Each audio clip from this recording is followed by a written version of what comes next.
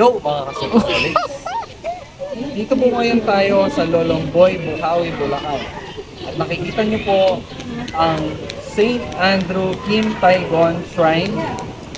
Samahan niyo po ako upang makita ang mga istruktura dito sa St. Andrew Kim Taigon Shrine. Tara!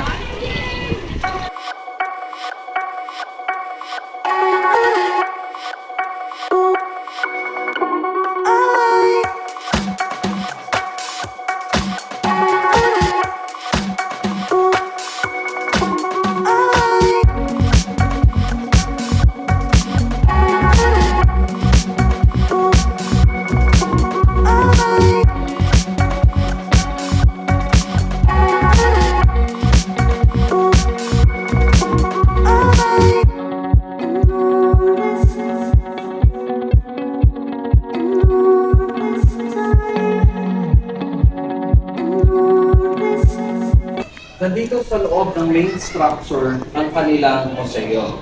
Tara, samahan niyo ako upang makita ang kanyang museo. Tara!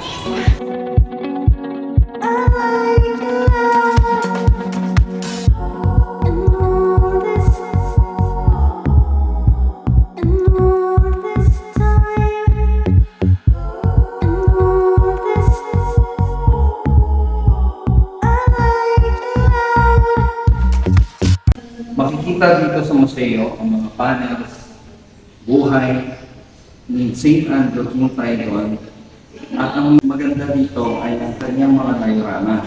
Ito yung diorama ng life story ni St. Andrew Kim Taigon.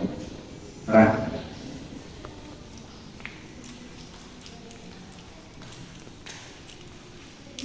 Nandito yung mga kanyang mga diorama, life story. May isa-isa silang mga depictions ng buhay ng St. Andrew Kim Taigon.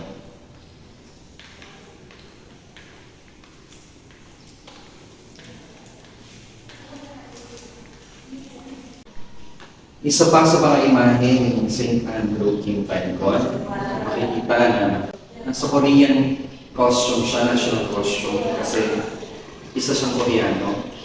And tumira siya dito sa Lolong Boy, Bukawi. Mapapansin niya na may mga nakasingit na prayer intentions.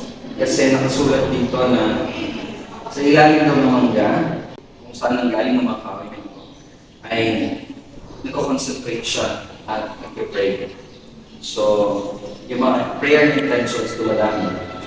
Kaya kung kayo ay bilisip dito, pwede kayong magdala ng sarili niyong mga prayer intentions at isingit dito sa pinanggalingan ng kaway ng mangga.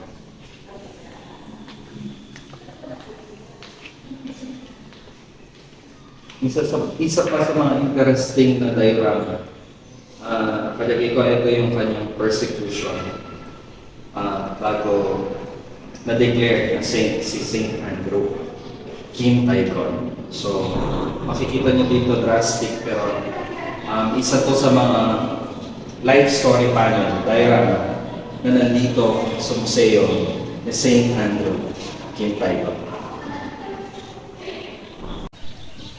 Ito ay isa sa mga chapel pa dito sa shrine ni St. Andrew Kim Taigon. Ito yung malapit sa entrance, malapit sa main structure. Tignan po natin yung kanyang chapel at makikita po natin sa loob na punong-puno siya ng mga picture. Tara!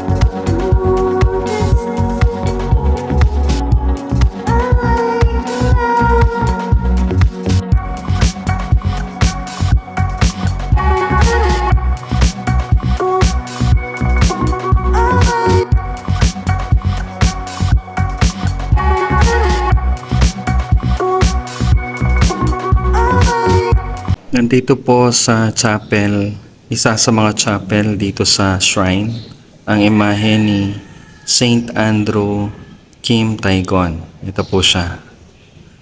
Isang Korean priest na nadestino dito sa Lolomboy, Bukawi, Bulacan.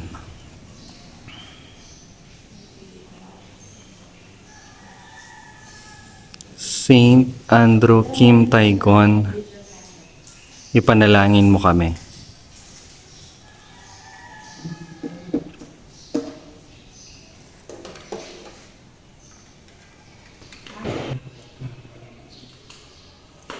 Kasama ko po ngayon yung mga modelo ko.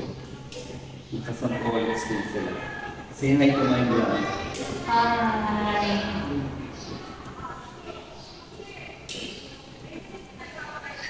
Meron siyang candle stand. Imahe ni Saint Andrew Kim Taegon. Sa mga mag-visit, pwede kayong mag-light ng candle. At syempre mag-pray. Yung camera woman ko pala, ng aking magandang kapatid, si Christy D. Shout out Michelle D.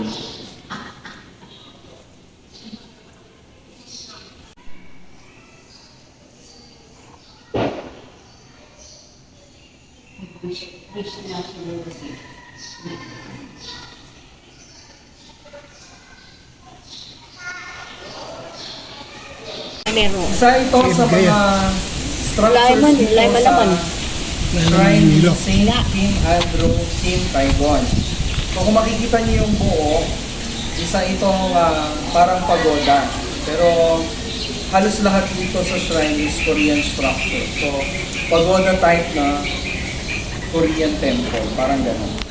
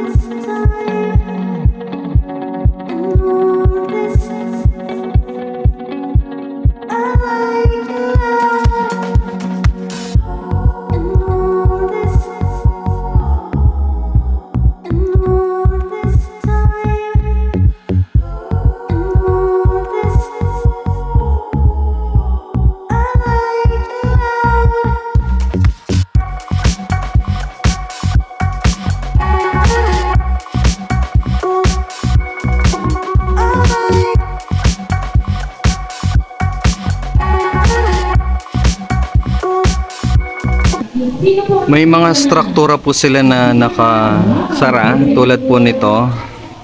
Parang bubong lang siya. Yung mga roof tiled.